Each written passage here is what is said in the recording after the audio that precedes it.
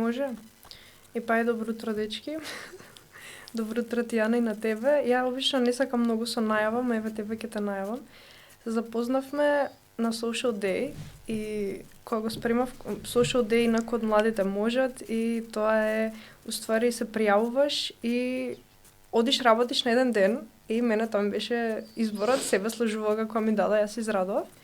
И тоа беше пред колку 2-3 години кога уствари те запознав и знаев до тогаш дека сакам да студирам психологија, но тој ден бев сигурна дека ќе студирам психологија и кога го правев концептот за подкастов, у гостите што сакав да ги викнам беше едно од нив. Така што фала ти многу што дое вака рано по собајле саат 10 саат, така што како си, што има ново? Thank you very much, баш ми е драго за твојата покана и за нашата интеракција. Имавме баш убав social day, се сеќавам на тој ден. Инаку јас сум супер стандард, кај што ме остави таму најде. Баш ми е мило. Така да си работиме во себе слажувалка со тајфата. Работиме со клиенти, работиме со групи, работиме со компании, така да зависи од тоа што се бара. Имаме и некои новости во тимот, промени во глобала. Јас сум многу среќна што еве со почетокот на 2025-та почнуваме 5-та година со истата екипа. Што за мене е многу голем знак дека добро работиме, затоа што мене ми е најзначајно луѓето со кои што работам се задоволни. Дефинитивно. И да се чувствуваат удобно таму кај што работат, така да нивното останување тоа го потврдува. Супер, баш ми е мило. Пред да навлезем у тие тематики што како почнува, многу би сакала ти да ја дадеш дефиницијата, односно разликата помеѓу психолог, психотерапевт и психијатар, бидејќи секој пат кога ќе кажам дека јас студирам психологија, ти ќе не лечиш нас со лекови, ќе ни препишуваш таму, опште ми луѓе не е тоа. И стално се прави некоја забуна и многу би сакала да од тебе така постручно да се објасни тоа. Па да, во суштина огромна е разликата, со тоа што најлесно ни е да ја направиме разликата помеѓу психолог, психотерапевт и психијатар, затоа што психијатарот е доктор, односно тој е доктор по медицина, кој што завршил специјализација по психијатрија. Значи, делот со една реченица е клучна разлика, барем според мене, тоа е реченицата дека едниот гледа во болното, другиот гледа во здравото. Значи, задачата на психијатарот е да го утврди, да го процени болното кај пациентот, бидејќи е пациент, се лекува во здравствена установа, и да препише соодветна терапија за она што е болно. Додека улогата на психологот и на психотерапевтот е да го утврди здравото кај клиентот и да го јакне тој здрав капацитет. Сега во поново време јас сум сведок и од многу сведоштва на клиенти дека сметам дека има стварно голема потреба и психијатрите да посетуваат некоја психотераписка едукација, затоа што често пати се случува да препишуваат лекови на млади дечки, девојки кои што немаат некоја страшна дијагностика која што може да се среди со разговор, така да некако сметам дека тука се подудараат тие две работи и е потребно да секој човек кој што се бави во доменот на менталното здравје има работа на себе пред се. Сметам дека тука ние имаме малку предност пред психијатрите, затоа што не работиме само стручно на теоријата, на теоретскиот дел, туку работиме и на себе, што е многу значајно кога работиш со луѓе. Така што мислам дека на психијатрите им недостасува тој дел и дека е убаво некако да им се имплементира во склоп на образованието или пак во вид на некоја екстра специјализација. Во поглед на другите две, да кажам, професии, психологот е човек што има завршено 4 години образование, факултет по психологија.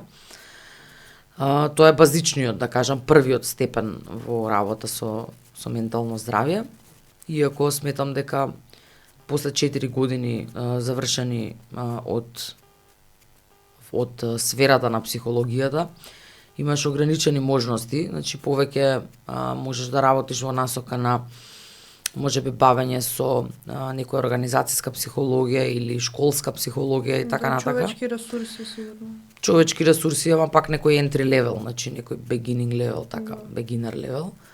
Додека пак психотерапевтот е човек кој што одлучил да се бави со клиничка психологија и психотерапија и затоа е потребно да се посетува до едукација која што трае малце подолго. Некаде во просек околу 6 до 10 години трае таа едукација, мојата траеше 9. За жал или за среќа, пошто има и еден и друг дел. Мојата беше гешталт, има разни модалитети. Ние имаме во себе стожувалка колешка што учи, има завршено психодрама, колешка што е системска семена психотерапија, други колеги што се гешталт, така што имаме, да кажам, еден по разноврстен тим. И сметам дека психотерапијата всушност ти помага да се ти обучиш и спремиш да се справиш со било кој човек кој што би дошол на сесија кај тебе, што е многу значено. Да. Многу е значено да си спремен.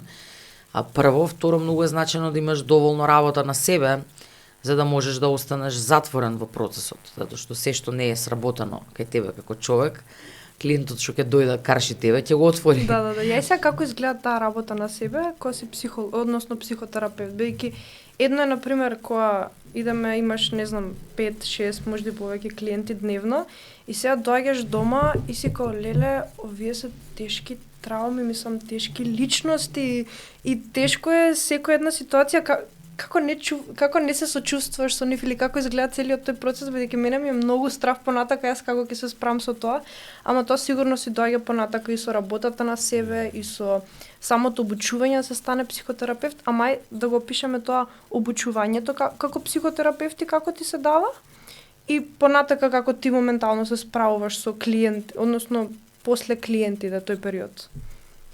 Па за мене едукацијата беше многу убав процес. Едукацијата по психотерапија, затоа што многу сакав да научам и тоа ми беше главната цел кога бев на таа специјализација.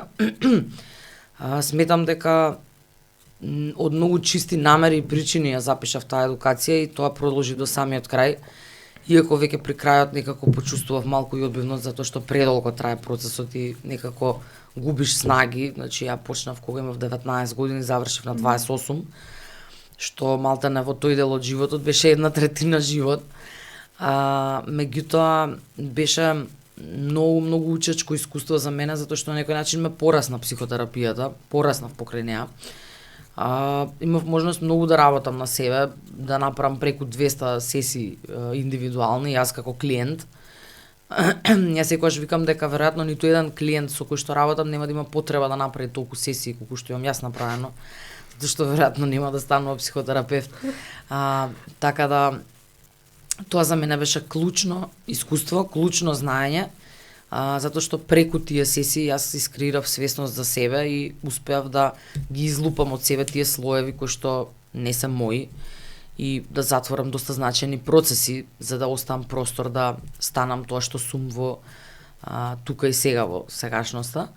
Меѓутоа би го препорачала топло на секој психолог што сака да стане психотерапевт и не мора да е психолог, може да е социјален работник, може да е педагог, дефектолог и така натака од сродни науки или пак доктор, да си даде можност да направи едно такво искуство, затоа што е навистина нешто кое што не за џабе е потребно и самата лиценца со која што се стекнуваш после тоа е многу вредна и дава една тежина во самиот карактер на човекот. Кај нас тука малку во Македонија се манипулира со таа лиценца, затоа што има колеги кои што работат како советници со 2 години едукација и тука не е многу јасно дефинирано што треба да работи советникот, а што треба да работи терапевтот, иако тоа во теорија многу е лесно, ќе кажеме, едниот ќе советува, другиот ќе работи психотерапија, ама тоа во пракса тешко се спроведува затоа што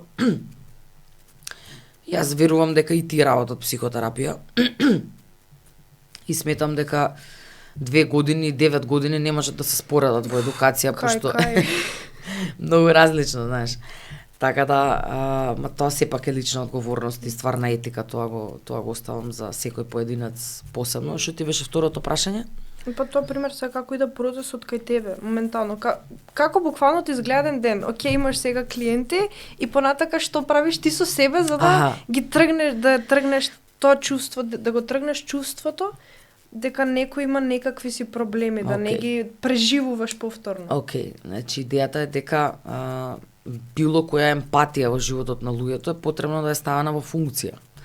Значи, да ја користиш, не да ја злоупотребуваш. Така што дел од тренингот е да ти учиш како да поставуваш граница на твојата емпатија, значи колку да сочувствуваш, и тоа е процес на влегување и излегување. Значи, исто како што се отвара процесот кај клиентот, така се отвараме и ние како терапевти кон клиентот.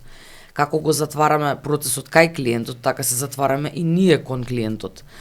Така што тој процес на отварање и затварање трае околу 1 час и потоа, ако добро се заврши тоа затварање, ти не понесуваш ништо во твоето секојдневие. Нормално некогаш ќе се случи да понесеш ако дојде некој клиент кој што е во криза или кој што така ќе ти остави некој впечаток или ќе се здожалиш премногу за него ако носи некоја многу тешка приказна, ако се наоѓа во многу тешки услови, затоа што сме сепак луѓе. Меѓутоа тоа е се во граница на нормала, значи и полека се изветреува. Многу е значено да некако имаш добра систематизација на денот, тоа е нешто што се учи со тек на време, со искуство. Мојот начин на работење е да не правам повеќе од 4 до 5 сесии на ден, тоа е мојот максимум. 5 е мојот максимум и тоа не секој ден 5. Со тоа што јас работам двократно, значи имам утрински сесии, имам попладневни сесии и обавезно ставам една голема пауза измеѓу. Тоа е многу паметно. Знаеш, за да можам да, пример, работам што ќе работам, рецимо од 9:30 до 12:01, после тоа си одам дома, се релаксирам, ручам, се одмарам и така натака и после пак заминувам на работа таму некаде околу 4 часот, 4:30, зависи како ми е распоредот, па работам до 7, максимум 8 часот, да кажем, и потоа си одам дома. Така што тоа за мене е најдобар, да кажам, распоред, затоа што ми овозможува флексибилност и сега проблемот е ако паузата за ручек ја користам за работа, пошто јас сум и собственичка, не сум само психотерапевт, затоа што работам 2 професии, ја водам себе сложувалка и плюс сум терапевт. Меѓутоа, со добра организација се решава се и многу е значено да некако го ускладиш стилот на живење и темпото на живење со твојата професија. Пример, јас тежнам кога заминувам дома да не се оптеретувам со психолошки материјали, со психолошки серии, филмови или не знам што. Ако сакам да учам нешто, одбирам да учам едно нешто и да го правам тоа само одредени денови, значи не го правам секој ден. Па на тој начин правам некоја резка граница, значи се трудам секојдневието ми биде исполнето со активности што не се поврзани со менталното здравје, со цел да направам еден вентил, што викаме. Да, издувен вентил буквално. Јас ако си правам ретроспективу, ствари ја на некој начин примерот со Вајле ми е најдавно за учење, после тоа една огромна пауза од 2-3 сати, ништо нака скролање TikTok и вечерта пак со учење нешто ќе потфатам за работа или учење, и така натака. И сега, твојата приказна, нели си почнал со едукација, ти имаш завршено факултет со безбедност? Не, јас имам да не ги завршено... спомешам. Јас имам завршено психологија. Добро. 4 години психологија, значи сум дипломиран, лиценциран психолог по звање. Имам ова е од формалното образование. Имам завршено магистарски по човечки ресурси на економски факултет на УКИМ. Тоа е магистратурата. И сега запишав од лани докторат на факултетот за безбедност. И па ја тука ги ми спомешано, пошто сакав да истражам за тебе, ама сакав и тебе вака да те прашам дека не ќе да биде нешто да имам погрешно сватено. И понатака гешталт психотерапијата, какви обуки ги зимаш ти обуки на факултет или приватно и како иде целата процедура, пошто јас си прашам прво за мене, понатака како сакам нели да се устручам, тоа ми е и струката, ама еви за некој друг што го интересира психологија, што го интересира психотерапија и како иде тој процес. Значи, во глобала тоа е неформално образование, барем така се уште се води, меѓутоа лиценците со кои што се стекнуваш со завршувањето на тоа образование се многу значајни, пошто оние вистинските лиценци се европски акредитирани. И сега има на ум дека секој правец кој што е вистински психотераписки правец има европски асоциации. И тие европски асоциации во голем дел ги диктираат школите и ги диктираат лиценците и дозволите за кој може да биде обучувач, едукатор, која школа е официјална и така натака. Јас конкретно завршив во Гешталт институт Скопје под менторство на Емилија Стојменова Цаневска. Тоа беше мојата менторка, од која што многу научив и навистина сметам дека во тој дел од мојот живот играше многу клучна улога. Меѓутоа повторно се зависи од самиот човек колку ќе се вклучи во таа едукација, колку ќе ја издржи до крај, затоа што е стварно интензивна и голем дел од луѓето се откажуваат таму некаде along the way, пошто не секој има капацитет да остане толку долго време и затоа што во текот на тие пример 9 години мои се случуваат многу животни промени. Значи си почнал од едно место, си завршил, кога си завршил си бил више многу на друго место. Така што значи идејата е да прво се најде правецот, да се истражат правците кои што ги интересираат луѓето, а потоа да се побараат соодветните школи, пошто тоа се институти кои што се бават со едукација за психотерапија. Не само Македонија има 5-6 такви институти кои што се доста, да кажам, солидни во зависност од правецот кој што сте го одбрале. Например, за Гешталт има ЕАГТ, таа Европска асоциација за гешталт терапија, која што е, да кажам, која што оперира на поднебјето на Европа. За психодрама исто така има Европска асоциација за психодрама, за системска семена исто така постои. Така да когнитив бихевиорална психотерапија исто така. Трансакцијска анализа, тоа исто така правец. Значи, тоа се различни правци и сега кога го завршуваш ти, кога завршуваш едукацијата, всушност убаво е да се сертифицираш на два начина. Значи, едниот ти е, односно на три начина. Едниот ти е сертификатот кој што го добиваш од институтот, каде што имаш завршено. Потоа имаш европски сертификат од асоциацијата што се бави со твојот правец, како е ЕАГТ. И после имаш трет сертификат кој што е од Европска асоциација за психотерапија. Значи, таа асоциација за сите правци. И доколку ги поседуваш тие две лиценци од ЕАП и пример од ЕАГТ, во мојот случај, тогаш можеш да работиш било каде на подрачје на Европа, особено доколку го знаеш native language во државата кај што работиш, или пак можеш да си работиш на англиски без проблем. Меѓутоа веќе на некој начин имаш отворен пат кон нострификација на лиценцата и дипломата и може тоа да ти биде професија, отвара многу можности за понатака. И колку време ти требаше понатака за устручување, односно за гешталтов конкретно? Па за гешталтот вкупно ми требаше 9 години мене. А вкупно само за гешталт? Само за гешталт ми требаше 9 години. Oh my gosh. Меѓутоа паралелно го учев јас гешталтот, значи го земав во втора факултет, значи на 19 години. Значи плюс 7 ќе дојдат. Да, и се поклопи, значи втора, трета и четврта завршив на психологија, па завршив и магистратура, па после тоа завршив гешталт, така да во текот на тие, да кажам, формални едукации, паралелно течеше и таа, иако јас не отидов намерно на гешталт, всушност носевме еден семеен член таму за лекување и за помош, и сосем случајно се запознав со Ема, која што ми предложи да почнам со едукација, така да тоа беше некако meant to be. Cool. И ја сега да направиме една паралела меѓу гешталтот и другиве периоди, пошто нели си има различни методи и техники, ама еве кои се тие неколку методи и техники од гешталтот што се издвојува за разлика од другите периоди, бидејќи нели имаме когнитивни, психодинамски, некој што го интересира, нели може слободно си проистражи малце повеќе за тоа, ама денес малце позбориме поише за гешталтот. Океј. Гешталтот е многу практичен пристап.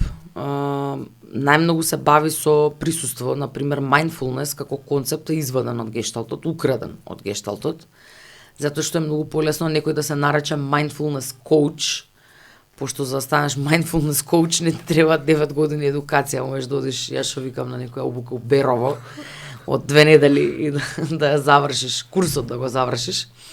Значи целиот концепт за mindfulness, односно за присутност и за свесност, за бивање во тука и сега е концепт изваден од гешталтот, затоа што гешталтот конкретно најмногу се бави со сегашноста.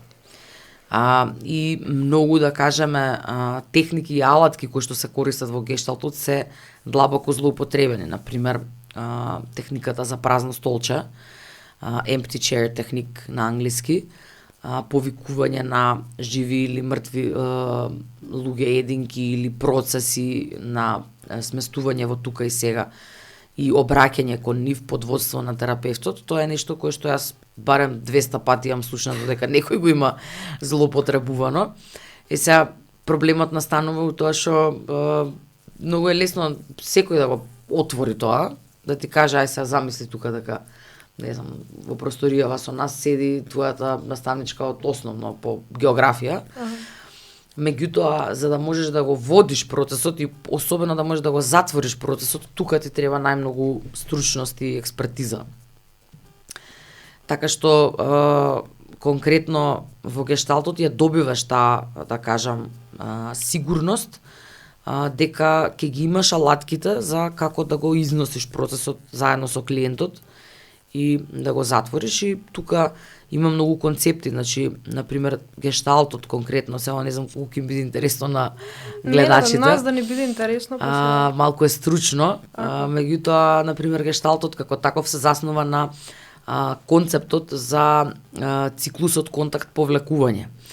И тоа е една Гаусова крива визуелна, во која што е составена од неколку фази.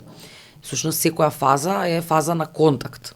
Односно, јас и ти, например, можеме да го земеме за пример, нашиот контакт, како ние са бајле се пречекавме, тоа беше некој предконтакт фаза.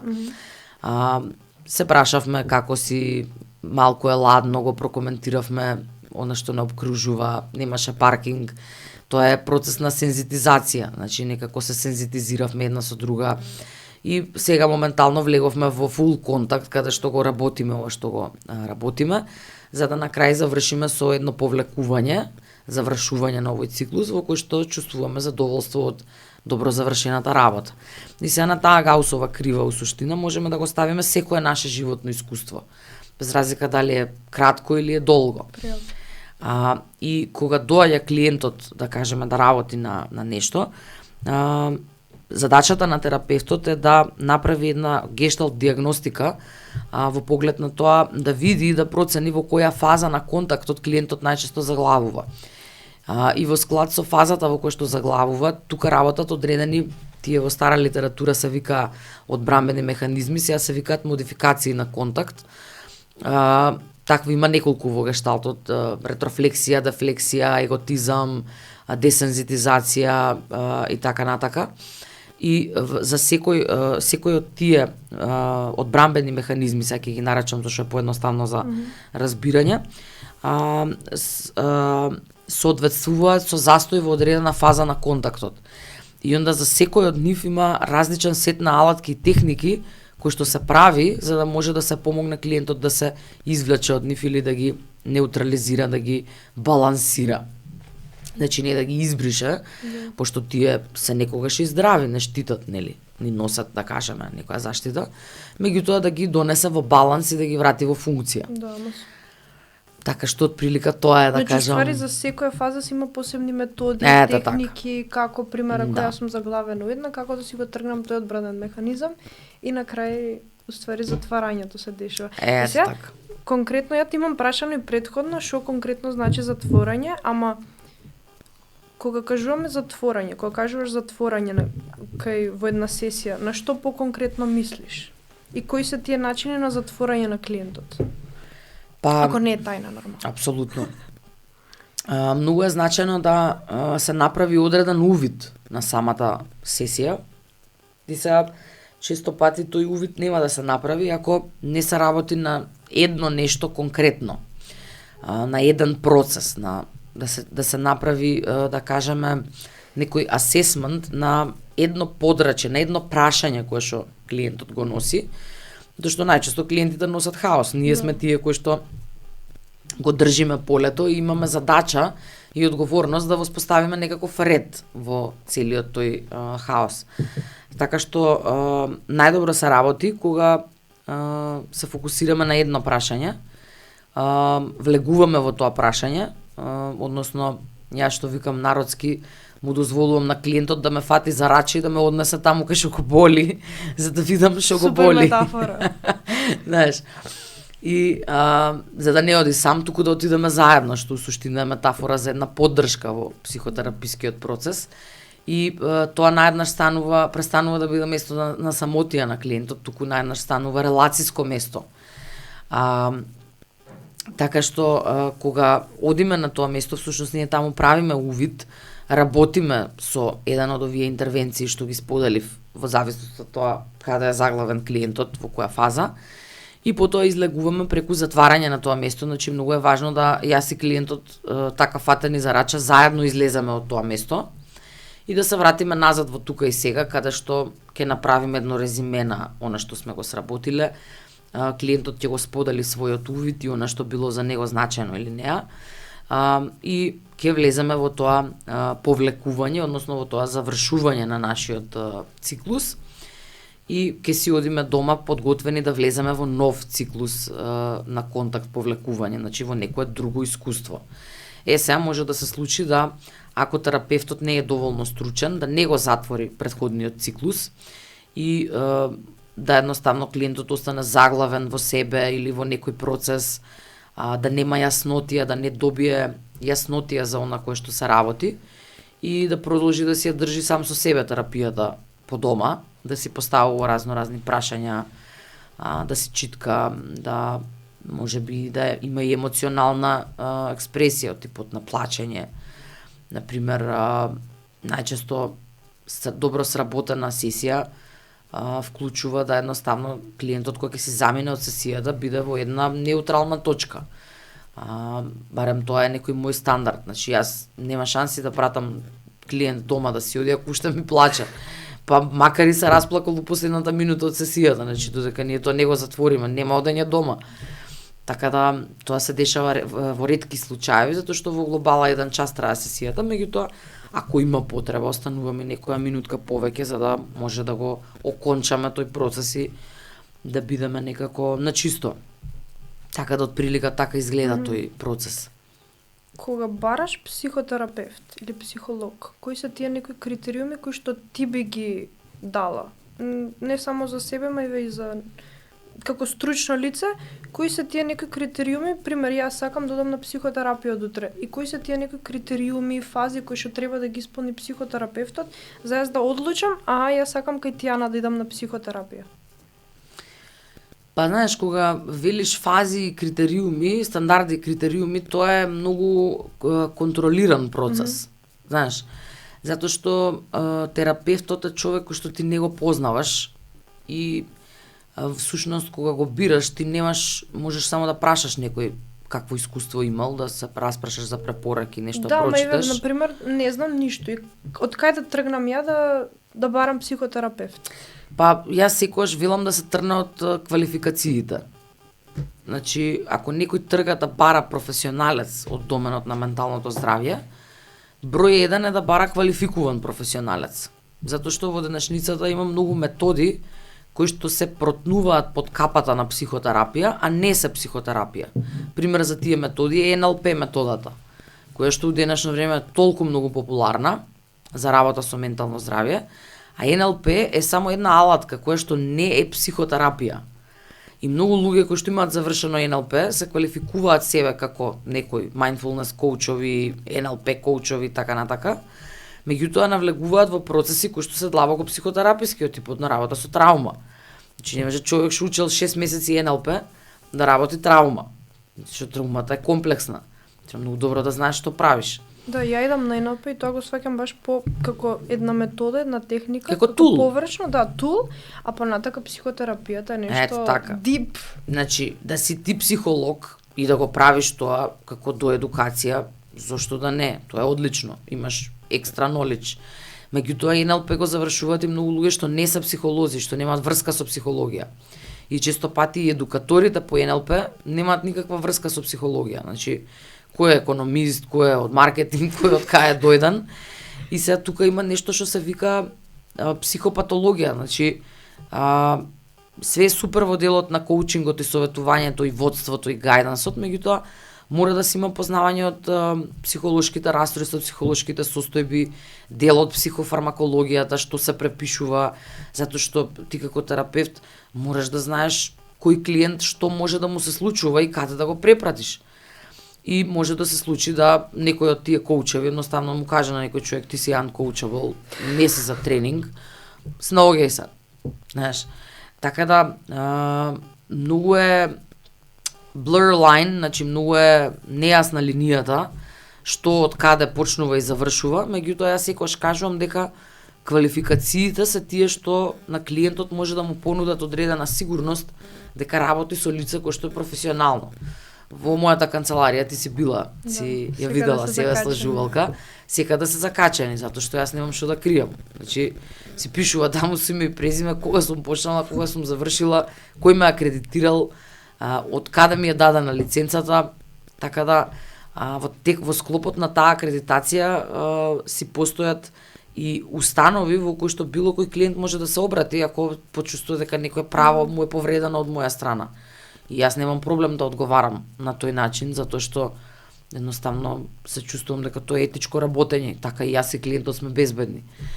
Така да сметам дека оној што работи честно нема потреба ништо да крие и би бил отворен да го оди патот на образованието и на квалификациите колку готи да е тежок. Затоа што би сакал да стане експерт во полето, во областа. Не за џабе се тие 4 години психологија па понатака до устручавање. Цело време сега има нели дебата помеѓу формално и неформално образование, се повеќе дечки се запишуваат на академии, па колку е тоа стручно. И се според мој некој сваќања, мислам дека факултетот е сега не можам да правам споредба, пошто пак не сум била на академија, но факултетот е пак нешто што ако сакаш да станеш и ако е дел од работата што ти сакаш да работиш, ти мора да ги поменеш. Не може само со НЛП или со било што конкретно во оваа струка, ами има не знам IT и сега сите се IT, ама пример не завршиле факултет, пошто пак може не ги дава практичните работи, ама пак и тоа како ќе се снајде, веќе не знам што да мислам. Нема врска. Па види, тоа е комбинација у суштина. По мене е најдобро да имаш комбинација од формално и неформално образование, зашто формалното образование ти ја носи теоријата, а неформалното ти ја носи праксата. За жал во Македонија немаме во формалното образование пракса, тоа е болка на сите факултети, мене ми е тоа јасно. Меѓутоа сепак учиш некои основи за науката кои што се доста значајни. Сега ако збориме за некоја креативна професија од типот на програмирање, графички дизајн и така натака, тие професии може да поминат со таков тип на академии, знаеш. Затоа што не се бара, да кажеме, некоја јасна структура на тоа што го учат. Ама, например, не можеме да пратиме некој што сака доктор да биде на академија за медицина. Затоа што сноси многу голема одговорност, исто и за психологот. Значи, тој што сака да се бави со ментално здравје, тој одговара за нечие ментално здравје утре, значи сноси голема одговорност. Така да затоа е потребно да биде добро истрениран за во најмала рака, и тоа е нешто кое што сметам дека луѓето се уште не го разбираат како концепт во Македонија. Тоа е концептот за do no harm, или за да не направиш штета, што е за мене водечки во моето работење и сметам дека треба да биде водечки во работењето на сите професионалци во доменот на менталното здравје. Значи, да јас проценам и да моја ултимативна вредност биде да не направам повеќе штета од она што е веќе направено. И тоа е тој концепт на do no harm. Си имала притисок, например, на почеток кога си почнувала со буквално клиентите доаѓаат и сега ти прв клиент и сега не знаеш што те чека, какво е тоа чувство? Како не? Како не? Мислам, ја почнав со 2-3 клиента неделно. Сега работам по 5 дневно. Ама на почеток така, таа несигурност. Па несигурноста е многу здрава затоа што сметам дека луѓето кои што сакаат да научат се сомневаат во своето знаење затоа што сакаат да знаат повеќе. И сомнежот е дел од патот на растот. Знаеш, затоа што човек што смета дека знае се, не е човек кој што е отворен да научи. Тоа е човек кој што е затворен. И во нашиот институт на тоа многу се обрнувало внимание, да едноставно постои одредена доза на здрав сомнеш, без таа егоцентричност на јас знам се, јас сум терапевт, јас ќе работам со клиенти и така натака. Јас лично многу сум се сомневала на почетокот. Ова е исто интересна анекдота. Јас не сакав да бидам терапевт. Сакав само да завршам со гешталт и да го истражувам сето, да видам каде ќе се пронедам во која професија. Меѓутоа тоа што се случи ковид и во функција на се она што го посветив како време на учењето и на образованието, си реков ај ќе снимам лајвови за нешто да им дадам на луѓето, да им да кажам, да дадам некоја вредност на тоа знаење, да не оди така фира што се вика, пошто беше доста страшно на почетокот, нели, ни најавуваа таму дека ќе гинеме и не знам што, викам ајде да нешто дадам. И всушност тој почеток и тоа снимање на лајвовите, јас така се наместив во функција на терапевт, пошто луѓето што гледаа почнаа ме бараат. И дури на почетокот ти одбивав. Имав викнато колешка да работи со мене, колешката Елена Ставрова. И она ги работеше клиентите и после тоа веќе немаше ја кај да бегам и морав да почнам да работам. Така да, затоа што јас и претходно работев со клиенти, меѓутоа тоа беше дел од клиничките сати што требаше да ги направам за лиценца. И зборам за индивидуално во склоп на своја фирма. И више немаше кај да бегам и мораше да се направи тоа и работев. Нормално постоеше таа несигурност, пред се постоеше стравот да не направам нешто лошо, да не му наштетам на некого, што мислам дека е фундаментот на личноста, на која што работи со луѓе општо, без разлика дали е ментално здраве. Огромна одговорност. Вистински длабоко во себе чувствуваш љубов спрема луѓето и да сакаш да им помогнеш. И јас сметам дека навивам за секој еден мој клиент да успее и длабоко во себе им пожелувам и се молам да успеат во она што го сакаат или барем ако патат и ако страдаат да поминат полесно. Така што од прилика тоа е нешто кое што е водечка, да кажам, сила за мене и водечка вредност. И тоа во многу моменти ме штитело од правење грешка, затоа што сметам дека многу пати, например, кога ќе дојдел некој клиент за кој што сум сметала дека има постручен психолог од мене, сум го препорачувала. Затоа што не сум страдала од тој егоцентризам дека ја морам да работам со сите, дека ја морам не знам да се збогатам, да ги земам сите пари на светот и не знам што, затоа и сум почнала да работам во тим. Затоа сме сега 9 луѓе со 2 канцеларии, една во Скопје, една во Кавадарци. Браво. Така да ете да кажам, тоа беше некој мој личен пат и потоа само довербата се градеше со тек на време, себе сложувалка веќе ќе постои 5-та година поред. Јас работам 5 години без прекин во оваа приказна. Уствари себе сложувалка ти е пред лајвовите што ги збориш. Така почна. Како Лајвовите почна себе сложувалка. Всушност јас сама почнав да снимам лајвови и после сакав да му дадам име на тоа, снимање на лајвови, пошто тоа беше као една иницијатива, јас го правев. Чекај, 5 години поминаат. Леле, нема врска тука, добро. Па 5-та ќе влеземе во 5-та. 4 полни. Леле, тоа е страшно. 4 полни од почетокот почетокот на на корона. Ја си викам 2018-та, тоа сега сме 2023-та, добро. 2025-та ќе бидеме. Да. Така да, во суштина почнав да снимам лајвови, па пошто ги снимав во недела, зашто беа карантините и на луѓето им мислев дека им е досадно и тогаш има и најмногу проблеми со менталното здравје, пошто затворени, панични напади, анксиозност, така натака. И така почнав да ги снимам и после таа иницијатива некако и дадов име себе сложувалка, тоа ми се допаѓаше како концепт.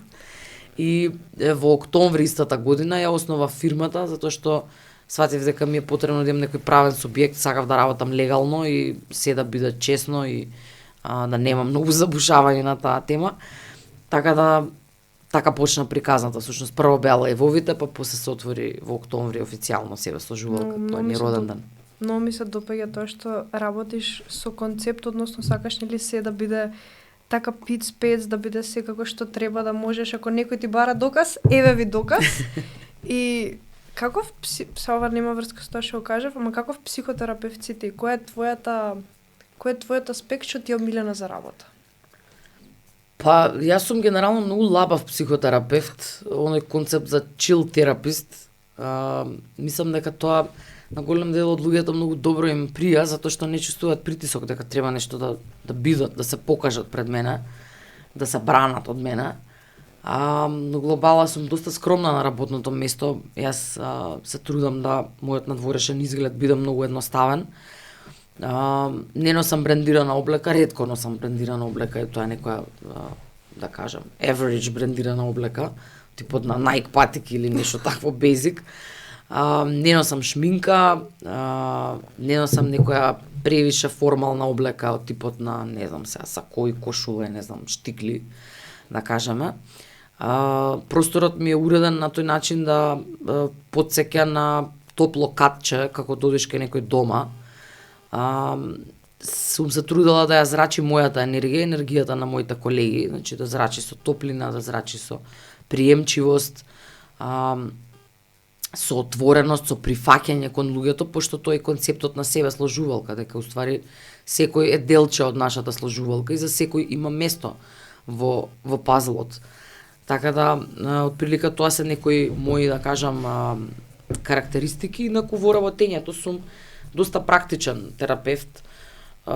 Не патам од тоа да го фасцинирам клиентот. По завршувањето на секоја сесија прва, кога првпат доаѓа клиент кај мене, јас секогаш им велам на клиентите, земи си време, провери како ќе ти се допаѓа мојот начин на работа, како ќе се чувствуваш после нашата сесија. Ако сакаш да дојдеш пак, јас сум тука за тебе, значи без притисок дека треба веднаш да се закаже следна сесија, дека треба одма да се стави во рамка. Значи генерално еден доста слободен пристап, што суштина многу наликува на Фриц Перлс, тој е основачот на гешталтот, делумно наликува. Он бил доста, да кажам, премногу слободен за мој вкус. Они газеле боси по трева таму и правеле, не знам што правеле. Али у суштина го сакам тој слободен пристап каде што јас најмногу работам со нешто произлегува од полето, од моменталното поле што го креираме јас и клиентот. И се трудам да се фокусирам на тоа и да оставам доволно простор да, како што кажав, клиентот ме фати за раче и ме однесе таму кај што го боли. Не јас да држам контрола на сесијата, не јас да претпоставувам што може да му биде однапред, туку да само бидам заедно со клиентот во процесот и да му дадам поддршка и одредено водство во текот на таа наша заедничка средба и тој наш контакт, тој наш циклус. Имаш некој милен сегмент за работа, не знам, трауми или кога ќе ти дојде некој возрастен тинеџер, што преферираш? Кој ти е не омилен клиент, ама така омилен домен на клиенти? Што може би најмногу ти оди за работа? Па немам омилени ако има нешто клиенти, такво. Не да кажем, клиенти. ја најмногу работам со траума, затоа што траумата е доста комплексна и захтева многу поддршка и љубов и прифаќање кон клиентот. И мислам дека тука најмногу сјае мојата искреност и моите искрени намери кон клиентите, тука најмногу зрачат, најмногу сјаат, најмногу доаѓаат до израз. Сега, реално за да работиш со траума, треба да имаш и доста добар стомак, за да можеш да слушаш секакви приказни, пошто свашта нешто ќе слушаш од доменот на трауматските искуства, од сообраќајни незгоди до суицидни случаи во семејство, до загуби, до смртни случаи, до болести, до свашта нешто што може да преживее еден човек во текот на живењето, така да треба да имаш доста, да кажам, малку и ментален склоп за да можеш да работиш со тие малце повеќето. Со тие процеси, меѓутоа се многу rewarding заради тоа што едноставно креираш една уникатна релација со клиентот која што не се заборава. И ја немам заборавено ниту еден клиент со кој што сум работела траума, иако работам 5 години. Сите ги памтам и на сите им ги памтам кейсовите и до сега ми се нема случајно да отворам тефтер да препрочитам кейс заради тоа што ќе го видам клиентот, му ги памтам се сидите и некојаш ќе ги потсетувам. Така да Тоа е да кажам нешто кое што најчесто го работам, меѓутоа работам и невротски нарушувања, типот на депресивни, анксиозни, панични напади, немир, сепарација работам доста често, сепарациона анксиозност, таа е многу присутна на Балканот и ние не се сепарираме до 40 години или се сепарираме само физички, не емоционално и вредносно, знаеш. Така да, тоа се да кажам некои guidelines, работење со млади е секогаш убаво, пошто енергизираат, имаат многу енергија, имаат многу полетни се младите, знаеш. Така да, меѓутоа, во секој еден човек можам да најдам некој убав аспект за работење. Да, дефинитивно мислам дека и самата слобода, која даваш слобода на некој, то плюс ствара уште поголем и поквалитетен однос помеѓу нели ти и клиентот и така натака и така натака. И сега пошто многу сакам подкастов да го базирам на некои методи и техники кои што уствари ќе можат и луѓево да го користат што го слушаат, да не биде дека ние само нели збориме за психологија, што I love that. И сега кои се тие некои не методи и техники, не знам како да ги крстам, што некој пример сака да работи на ментално здравје, ете не може да си овозможи психотерапевт или може, без разлика што би му го подобриле неговото секојдневие, неговата благосостојба, можеби нешто што ти го применуваш, што го даваш на клиенти, кои се тие неколку практични, ајде да ги наречам совети, што се буквално сега применливи. Па, ова е нешто што ја често пати го зборувам, меѓутоа за мене е дефинитивно најважната, да кажам, најважниот аспект, нешто кој што јас лично на себе многу сум работела да го користам и да го имплементирам, а тоа е успорувањето или бавното живење, концептот за бавно живење. Ние живееме во едно општество кое што е хиперактивно. Значи, ова е хиперактивно општество, ова е општество кое што не застанува. Значи, од социоекономски аспект па се до емоционално и психофизички аспект, луѓето насам не застануваат. Од секого се бара константно да е во контакт со работа, со луѓе, со пријатели, со дешавки, со FOMO, fear of missing out, дали нешто пропуштам. Едноставно, луѓето често пати забораваат да одморат, да застанат, да направат пауза. Па после некое време таквото живење носи дури може да донесе и еден страф од правење пауза. Да ти се плашиш да застанеш, пошто тоа те асоцира на болест. Ако застанам, ништо не е во ред со мене, знаеш. И тоа е некој концепт кој што за мене лично е алфа и омега на живењето. Значи, ја живеам многу бавно, живеам многу едноставно, многу слободно. Се трудам да ослободам било каков притисок од себе и да си дадам сама на себе многу разбирање, затоа што посекако општеството ме притиска и животот ме притиска како и секој што го притиска. Така да моја одговорност е да најдам начин да се разберам себе и да бидам толерантна кон себе. И тоа е нешто кое што јас го правам, многу разговарам со себе, во себе. Тоа е многу одлична метода. Многу зборувам, многу разговарам, многу проверувам, например, како се чувствувам. Нормално не секогаш, нели, не дека се седам, се анализирам, справам терапија дома сама на себе. Али разговарам со себе во насока да проверам што ми се прави, што сакам да правам, кај сакам да бидам, што ми треба во овој момент. И тоа ми помага да практикувам едно свесно живење.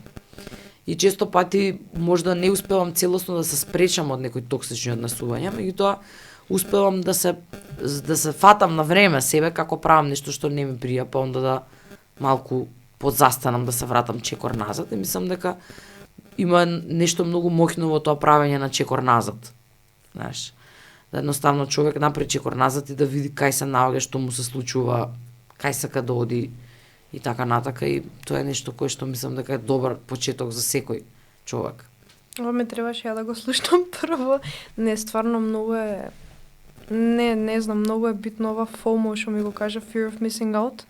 Тоа е нешто што не знам, ја последниот период толку кажувам не или да на некои работи и цело време ми е страв, леле, ако искочам сега со пријателите или со било кој, ќе испуштам учење дома или пак ако учам дома ќе испуштам искачање надвор и можеби нешто што на нив ќе им се случи, нешто нема да се случи.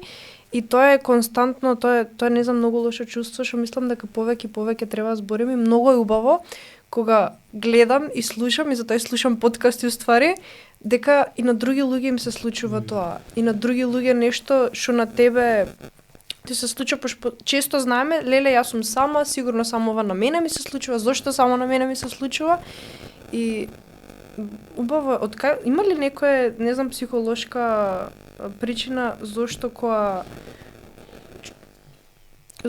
кога гледаме дека и на другите нешто слично им се случува како нас, се сеќаме како, не, ова, го намалува интензитетот на болката. Па зашто никој човек не ќе да биде изолиран. Знаеш, сите сакаме да припаѓаме некаде. И кога гледаме дека не сме само ние во таа прича, чувствуваме одреден дел на припадност кон таа група на луѓе кои што го чувствува истото. Иако фомото како концепт претежно се поврзува и со возраста. Знаеш, твојата возраст корелира со возраст за fear of missing out, знаеш.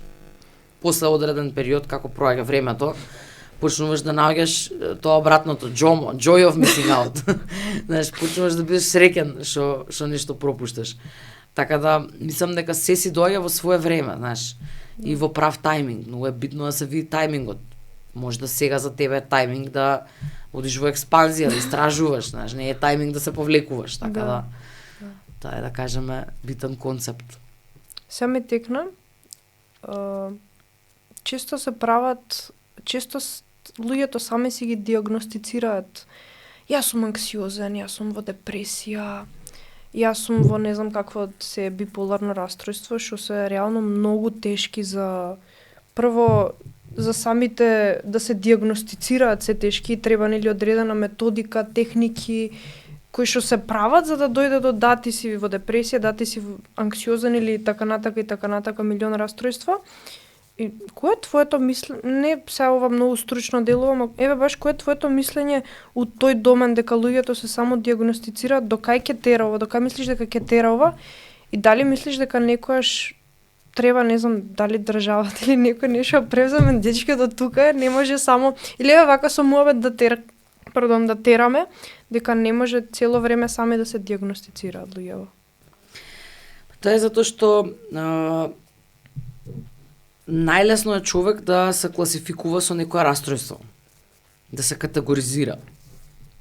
Пошто кога ќе си кажеш ти на себе дека имаш анксиозност, онда ќе почнеш да читаш за анксиозност, ќе се сместиш себе во група на луѓе кои што страдаат од анксиозност и некако ќе ти биде можда полесно да тоа го прифатиш и да го свариш како ситуација, како состојба, како појава. Меѓутоа тоа ништо не кажува. Затоа што бити јас секогаш викам дека кога ми доаѓаат со тие стручни клинички зборови од типот на анксиозност, депресија и така натака, кои што се влезени буквално у секојдневен говор. Значи, сега ги слушам младиве, тоа име, значи едноставно секојдневие, делулу сум, денес сум нешто депре, знаеш, као тоа се клинички термини, тоа исто као да идам да правам салата и да кажам сега ќе идам да го сецирам патлиџанот у кујна, знаеш. Не го сецирам, него ги исецкам, така да тоа е многу различно. Што у суштина укажува и на делот од состојбите кои што се многу природни, значи анксиозноста е многу природна појава, таа ја имаме сите ние. Тоа е некоја движечка сила наша внатрешна која што не води во нови активности. Сега и ни дава мотив да станеме сабајле. Че ако немаш ти мала доза на анксиозност по сабајле, ќе одиш во депресија, одиш во другата екстрема. Така да, обично се работи кога излегува од колосек, односно оди во некој повисоко ниво, па работиме на тоа да ја вратиме назад во нормала. Меѓутоа, повторно сметам дека тоа не може да се направи само со лекови, понекогаш е потребно да се даде терапија, и јас тоа го почитувам, имам и колега психијатар со кој што соработувам и го препорачувам на клиенти. Читам извештаи, праќам наоди и мислења, ако сметам дека некој има навистина потреба. Меѓутоа, тоа не го правам, но дека не ги исцрпам сите можни механизми за справување. и за јакнење на здравиот капацитет на клиентот. Се тука во психологијата има резка граница помеѓу невротични и психотични расстройства. За психотичните расстройства немаме многу што да направиме, пошто таму е зафатан когнитивниот апарат, односно мозокот, и таму мора да се даде Тоа веќе на биолошко ниво се менја многу. лекови. Па не мора да се менја на биолошко ниво, меѓутоа едноставно има халуцинации, има делузивни мисли, има неприсутност во просторот, знаеш, самата единка е во друг свет и тука мора да се интервенира веднаш со медикаментозна терапија. Истото се однесува и за дел од зависностите, например, алкохолизмот, зависности од наркотици и така натака. Секаде каде што има психотични симптоми. И сега нормално тоа едноставно е, да кажеме, мора да се прво со лекови, па после да се работи на ресоциализација. Истото се однесува, например, и за одредени личностни расстройства, тие се доста тешки, овие што се нарцизам, психопатија, гранично расстройство. Например, гранично расстройство по мене мора да зима mood stabilizer, значи стабилизатор на расположение, затоа што едноставно таква е структурата на личноста. Тоа е во структура, тоа е непроменливо, му е потребна медикаментозна терапија. И сега таа терапија, извини што прекинав, ја дава одреден период и понатака би можело да се лечи само со психотерапија. Мора цело време да продолжи. Сигурно нема некоја конкретно дека мора да се гледа само од индивидуалното, ама дали има случаеви кај што едноставно се излечени одредено време зимаат медикаменти и подоцна едноставно ги сврлаат медикаментите и си тераат по природен пат, ајде да го наречеме. Па зависи од расстройството, значи конкретно за гранично расстройство препорачано е да кажеме доживотна конзумација на медикаменти, кој што суштина не е страшно затоа што овозможува еден нормален живот, знаеш, овозможува удобства на самиот човек што ги зима. Паралелно со психотерапија нормално. Меѓутоа, например, ако е од анксиозна или невротска природа, например, депресивна состојба, зависи тоа колку е голема, значи дали има суицидалност, дали нема суицидалност.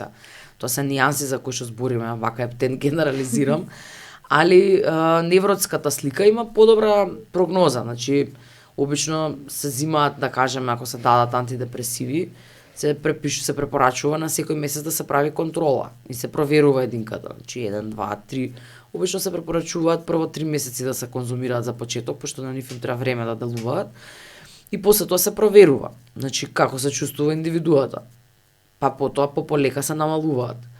Така да таму има добра прогноза, значи не значи дека некој ако почнал да прима лекови да ќе пие доживотно, значи тоа зависи од човекот. Тоа ми беше дека има ситуации кај што едноставно може тоа да се спречи. Да, има многу.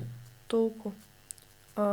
И сега имам ја тука едно прашање што ми е многу интересно за дебатирање, дека нели ако цело време одиме на лично ниво и не гледаме општествено ниво, кај е смислата, бидејќи нели колективно даваме, колективно не даваме. Што според тебе, ако имаш некаква моќ, би сменила во општеството, конкретно едва во областа на ментално здравје? Или не мора да биде во областа на ментално здравје, ама што мислиш дека ќе биде за подобрување на благосостојбата на луѓето? Па мојата најголема желба е психотерапијата да влезе под фондот за здравство. Тоа е нешто кое што ја многу сакам да се случи, затоа што сметам дека треба секој граѓанин да има пристап до психотерапија и до можност да работи на своето ментално здравје, без разлика од кој социјален статус и економски статус доаѓа. Моментално, психотерапијата им е достапна само на луѓето што можат да си ја дозволат финансиски. И тоа е многу тажно, затоа што често пати притисокот е на нас да ги намалиме цените, за да можеме да помогнеме на некој кој што не може тоа да го плати. И ние тоа многу често го правиме, иако не го збориме толку често колку што го правиме. Ние ќе дадеме попусти, меѓутоа тоа не е решение затоа што не го решава општествениот проблем. Затоа што има причина зошто нашата професија е толку многу платена, затоа што зима голем данок од нашето живење. Значи, зима голема жртва. Психотерапевтите си одат со една хронично чувство на исцрпеност дома. И тоа е така, тоа секаде го пишува така во секоја литература, chronic fatigue, како side effect од работење како психотерапевт. И така натака, значи имаш константна исцрпеност, константна емоционална исцрпеност, големи ризици за прегорување, голем ризик за стварање на викариска травма, таа се вика, тоа е различен тип на травма кој што е травма, индиректна травма, значи ако премногу слушаш травма, може да ти да добиеш викариска травма, што е многу интересен. Логично. Многу интересен аспект, така да има причина зошто нашата професија е платена така како што е платена, затоа што бара многу жртвување. Меѓутоа државата е тука таа која што ја има моќта да го направи тоа да биде еднакво за сите. И тоа е мојата најголема желба, да конечно психологијата како наука влезе под Министерството за здравство, пошто нашата дејност не е влезена под Министерството за здравство, освен кај тие психолози што работат или во приватна здравствена установа или во државна. И мојата желба е да се случи тоа, за да може луѓето да доаѓаат со многу подобности и да им бидат со речиси целосно платени услугите, исто како што им се кога одат на се други прегледи, за да можат да едноставно имаат слобода во пристапот и да се грижат за себе. Матичен психотерапевт. Така. Тоа е една од моите цели онака во животот, ако некад нешто смена од држава, тоа е дефинитивно тоа што може ќе се деси. Ја многу длабоко верувам дека тоа ќе се деси. Дај Боже да се деси, јас сум секогаш прва за преговори. Да, па договорено ќе договараме сега чекори за имплементација понатака. Ето. И кој е сакав да те прашам која е причината зашто психологија уствари? Па, зашто психологија? Затоа што јас во суштина многу ги сакам луѓето. Сметам дека сите ние се раѓаме како добри индивидуи и дека понекогаш стануваме злобни поради одредени животни искуства кои што така не научиле и често пати сметам дека тоа доаѓа од едно место на несвесност. Меѓутоа за мене работењето со луѓе е нешто прекрасно, значи константно е различно, многу е креативно, многу е динамично. Тоа е едноставно нешто кое што многу е во склад со мојот карактер. Јас сакам да ми е професијата динамична, сакам да ми е практична, сакам да ми е теренска работа и мислам дека не погрешив во изборот за професија, затоа што тие некои нешта што и тогаш сум ги сакала и ме правеле среќна, се уште ги сакам и се уште ме прават среќна. И едноставно тоа ми е доста добар лајт мотив за да кажам продолжам понатака. Меѓутоа повторно ќе кажам, познавам многу луѓе кои што почнале да го студираат или да го учат ова што го правиме ние поради финансиски бенефиции, поради некои замисли дека сега кој знае што ќе заработуваш и така натака. Тоа е Нашата струка? Па да, тоа е бивање посебно па психотерапијата, знаеш. Има луѓе кои што доаѓаат прва година, завршуваат студии, почнуваат одма да работат со клиенти, знаеш. Така да ако е тоа лајт мотивот за да бидеш терапевт, по мене тоа е многу погрешно и тоа е осудено на пропаст, пошто тука нема искрени намери. Тоа не е катастрофа. Да. Ти си ми еден рол модел буквално и стварно фала ти за тие сад време што ги не знам, онака многу убав мобет, научив многу ствари, особено ми се допадна онаа кривата со од гешталт терапијата. И како last but not least question ми е што за тебе има смисла, за нели подкастов да има смисла, бидејќи се вика да има смисла, така што за тебе прави смисла на страна. Мислам може да биде дел од психологијата, но општо тако животот што да носи. Па нашето постоење прави смисла. Нашето живење на оваа планета, сите сме родени тука со смисла. Со поента, само прашање на време кога ќе откриеме. Многу убаво кажано. Многу кратко, ама сладко. Фала ти шеднаш премногу. Ја многу убаво си поминав овие сад време вака од Сабајле. После сум на колоквиум во овето психологија полагам, ова у јануари те ки искочи.